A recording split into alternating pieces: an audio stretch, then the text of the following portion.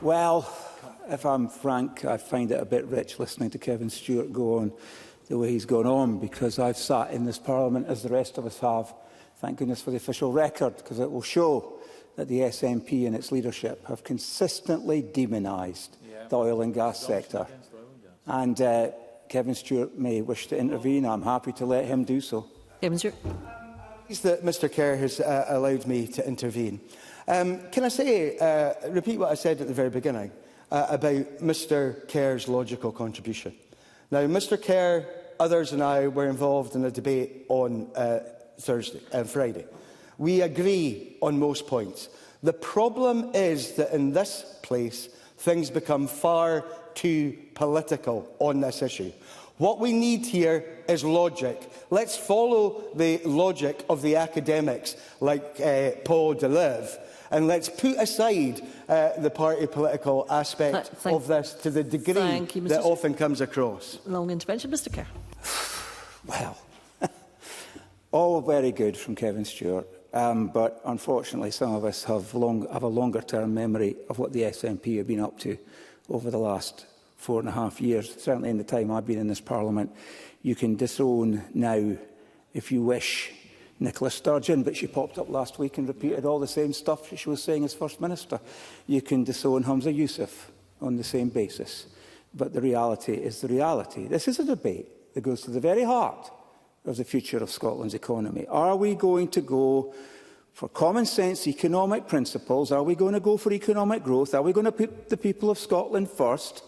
Or are we going to remain entrapped by an ideology of a fringe group of extremists who would like to see us return to the Stone Age? That's the choice that we have to make. I feel sorry for Ben McPherson, because this is not his brief. I'm a bit perplexed as to why he's the minister that's answering, other than the fact that it's a university paper.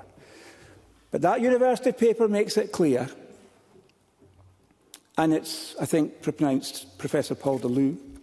He writes that sustaining Scotland as an energy powerhouse requires hard choices, and that without intervention, Scotland's supply chain and workforce will be impacted disproportionately. And he also calls for honesty and candid dialogue.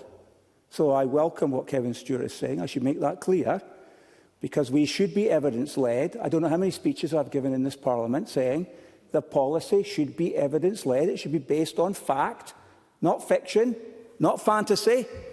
Because if we don't come up with a common UK policy framework in energy, one that achieves what we want it to achieve, then in the words of Paul Deleuze, we will be sacrificing our energy resilience and our national security.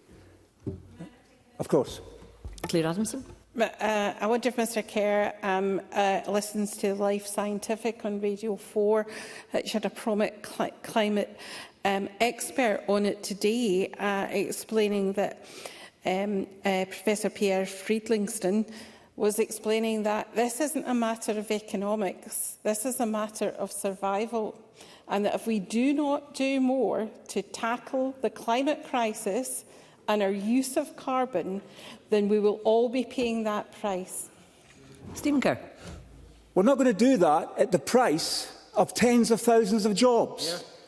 We're not going to do that at the price of making our country poorer. Yeah. And no parliamentarian in this Parliament should be arguing for that kind of pathway forward, because it's nonsensical. We have had plans and strategies and promises of jobs in the renewable sector until our ears bleed.